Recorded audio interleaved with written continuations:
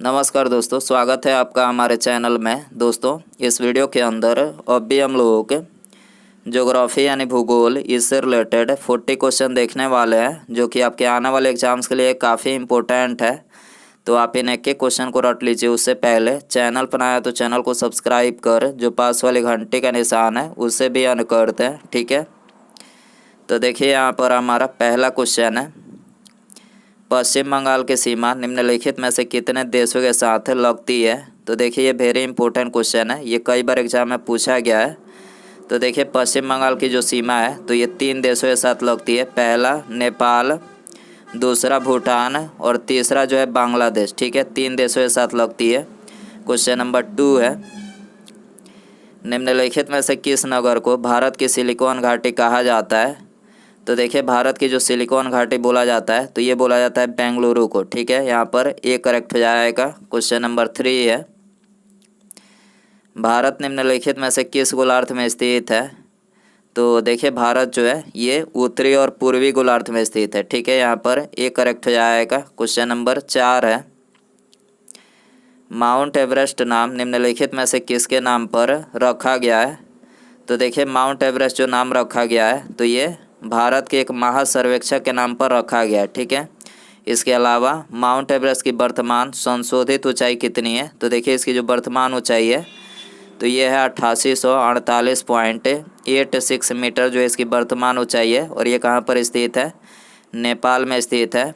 और mount Everest पर चढ़ने वाली प्रथम भारतीय महिला कौन है। तो बछेंद्री पाल जो है माउंट एवरेस्ट पर चढ़ने वाली प्रथम भारतीय महिला है, ठीक है। क्वेश्चन नंबर 5 है, निम्नलिखित में से किस राज्य की सीमा म्यांमार से नहीं लगती है। तो देखिए, इसे करेक्ट आंसर ऑप्शन डी हो जाएगा। असम राज्य की सीमा जो है म्यांमार से नहीं लगती है। और बाकी ये अरुणाचल प्रदेश, नागालैंड, मणिपुर और मिजोरम, यानी इन 4 राज्यों की सीमा जो है ये म्यांमार से लगती है। क्वेश्चन नंबर 6 है, अंडमान और निकोबार द्वीप समूह की राजधानी निम्नलिखित में से कौन सी है। तो देखिए, इसका करेक्ट आंसर ऑप्शन ए हो जाएगा। पोर्ट ब्लेयर जो है ये अंडमान और निकोबार द्वीप समूह की राजधानी है। क्वेश्चन नंबर 7 है, निम्नलिखित में से वह पर्वत श्रेणी कौन सी है जो भारत में सबसे पुरानी पर्वत श्रेणी है। तो देखिए, ये वेरी इंपॉर्टेंट क्वेश्चन है, ये भी कई बार एग्जाम में पूछा गया प्रश्न है। तो देखिए, इसका जो करेक्ट आंसर है वो है ऑप्शन नंबर सी, यानी अरावली जो है ये भारत में सबसे पुरानी पर्वत श्रेणी है, ठीक है। क्वेश्चन नंबर 8 है, निम्नलिखित में से वह विदेशी देश कौन सा है जो अंडमान द्वीप समूह के सबसे निकट है। तो देखिए, इसका करेक्ट आंसर ऑप्शन सी हो जाएगा। इंडोनेशिया जो है ये अंडमान द्वीप समूह के सबसे निकट है। क्वेश्चन नंबर 9 है, भारतीय पेट्रोलियम संस्थान निम्नलिखित में से कहाँ पर स्थित है। तो देखिए, भारतीय पेट्रोलियम जो संस्थान है तो ये स्थित है देहरादून में, ठीक है। यहाँ पर सी करेक्ट हो जाएगा। क्वेश्चन नंबर 10 है, निम्नलिखित में से कौन से राज्य को भारत का बाघ राज्य कहा जाता है। तो देखिए, इसका करेक्ट आंसर ऑप्शन सी हो जाएगा। मध्य प्रदेश को जो है भारत का बाघ राज्य बोला जाता है, क्योंकि मध्य प्रदेश में वर्ष 2018 के अनुसार जो है बाघों की संख्या सबसे अधिक कितनी है। तो 526 है, ठीक है। क्वेश्चन नंबर 11 है, दक्कन पैसेज निम्नलिखित में से किसके मध्य स्थित है। तो देखिए, दक्कन पैसेज जो है ये दक्षिणी और लिटिल अंडमान के मध्य स्थित है, ठीक है। ये करेक्ट हो जाएगा। क्वेश्चन नंबर 12 है, रेड क्लिफ रेखा निम्नलिखित में से किन 2 देशों के बीच की सीमा रेखा है। तो देखिए, रेड क्लिफ जो रेखा है तो ये भारत और पाकिस्तान के बीच की सीमा रेखा है, ठीक है। इसके अलावा पाकिस्तान और अफगानिस्तान के बीच की सीमा रेखा को क्या बोला जाता है। तो देखिए, इसको जो है ये डूरांड रेखा बोला जाता है। फ्रांस और जर्मनी के बीच की सीमा रेखा को मैगिनाट रेखा बोला जाता है, ठीक है। और भारत और चीन के बीच की सीमा रेखा को जो है ये मैकमोहन रेखा बोला जाता है, ठीक है। और रेड क्लिफ रेखा किन 2 देशों के बीच की सीमा रेखा है। तो ये भारत और पाकिस्तान के बीच की सीमा रेखा है, ठीक है। क्वेश्चन नंबर 13 है, 82.5 डिग्री पूर्वी देशांतर भारत के लिए इसलिए महत्वपूर्ण है क्योंकि। तो देखिए, इसका करेक्ट आंसर ऑप्शन ए हो जाएगा, क्योंकि यह भारतीय मानक समय का निर्धारण करता है, ठीक है। 82.5 डिग्री पूर्वी देशांतर भारत के लिए इसलिए महत्वपूर्ण है क्योंकि यह भारतीय मानक समय का जो है निर्धारण करता है। क्वेश्चन नंबर 14 है, निम्नलिखित में से वह राज्य क्षेत्र कौन सा है जिसकी सीमा मिजोरम से लगी हुई नहीं है? तो देखिए इसका करेक्ट आंसर ऑप्शन ए हो जाएगा, नागालैंड की सीमा जो है मिजोरम से लगी हुई नहीं है। क्वेश्चन नंबर 15 है, निम्नलिखित में से वह क्षेत्र कौन सा है जिसकी सीमा अरुणाचल प्रदेश से नहीं लगती है? तो देखिए इसका करेक्ट आंसर ऑप्शन डी हो जाएगा, मणिपुर की सीमा जो है ये अरुणाचल प्रदेश से नहीं लगती है। क्वेश्चन नंबर 16 है, विद्युत उत्पादन के लिए नगर अपशिष्टों का प्रयोग करने वाला भारत में पहला शहर कौन सा है? तो देखिए भारत में जो पहला शहर है विद्युत उत्पादन के लिए नगर अपशिष्टों का प्रयोग करने वाला, तो यह है चेन्नई। ठीक है, तो यहाँ पर डी करेक्ट हो जाएगा। क्वेश्चन नंबर 17 है, भारतीय मानक समय ग्रीनविच मध्य से कितने घंटे आगे है? तो देखिए भारतीय जो मानक समय है ग्रीनविच मध्य से 5.5 घंटे आगे है। ठीक है, तो यहाँ पर ये करेक्ट हो जाएगा। क्वेश्चन नंबर 18 है, पश्चिम बंगाल में बालू के टीले बनाने के लिए पश्चिमी राजस्थान में बालू के टीले बनाने के लिए निम्नलिखित में से कौन सी प्रक्रिया उत्तरदायी है? तो देखिए इसका जो करेक्ट आंसर ऑप्शन सी हो जाएगा, पवन द्वारा निक्षेपण प्रक्रिया। ठीक है, पश्चिमी राजस्थान में बालू के टीले बनाने के लिए कौन सी प्रक्रिया उत्तरदायी है? तो पवन द्वारा निक्षेपण प्रक्रिया जो है उत्तरदायी है। क्वेश्चन नंबर 19 है, निम्नलिखित में से कौन सुमेलित नहीं है?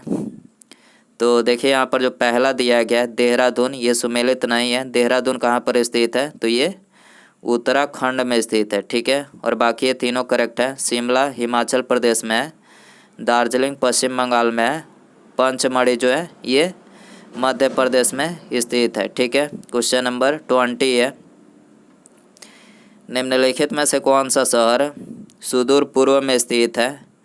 तो देखिए इसका करेक्ट आंसर ऑप्शन ए हो जाएगा, लखनऊ जो है ये सुदूर पूर्व में स्थित है। ठीक है, क्वेश्चन नंबर 21 है, भारत के सिलिकॉन वैली निम्नलिखित में से किस शहर को कहा जाता है? तो देखिए ये तो बता ही चुके हैं कि भारत के सिलिकॉन वैली जो है ये बेंगलुरु को बोला जाता है। ठीक है, क्वेश्चन नंबर 22 है, भारत की सबसे बड़ी सुरंग जवाहर सुरंग किस राज्य में स्थित है? तो देखिए भारत की सबसे बड़ी सुरंग जवाहर सुरंग जो है ये जम्मू और कश्मीर राज्य में स्थित है। ठीक है, डी करेक्ट हो जाएगा। क्वेश्चन नंबर 23 है, निम्नलिखित में से कौन सा उच्च भूमि तेलंगाना पठार का अंग नहीं है? तो देखिए इसका करेक्ट आंसर ऑप्शन ए हो जाएगा, अरावली जो है ये उच्च भूमि तेलंगाना पठार का जो है अंग नहीं है। ठीक है, क्वेश्चन नंबर 24 है, भारतीय उपमहाद्वीप निम्नलिखित में से किसका एक अंग था?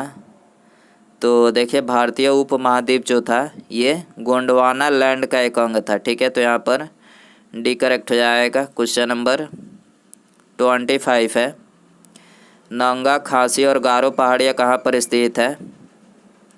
तो देखिए नंगा खासी और गारो यानी ये तीनों जो पहाड़ियाँ हैं तो ये स्थित है पूर्वांचल पर्वतमाला में। ठीक है, तो यहाँ पर ए करेक्ट हो जाएगा। क्वेश्चन नंबर 26 है, निम्नलिखित में से कौन सी पर्वत श्रेणी भारत में स्थित है?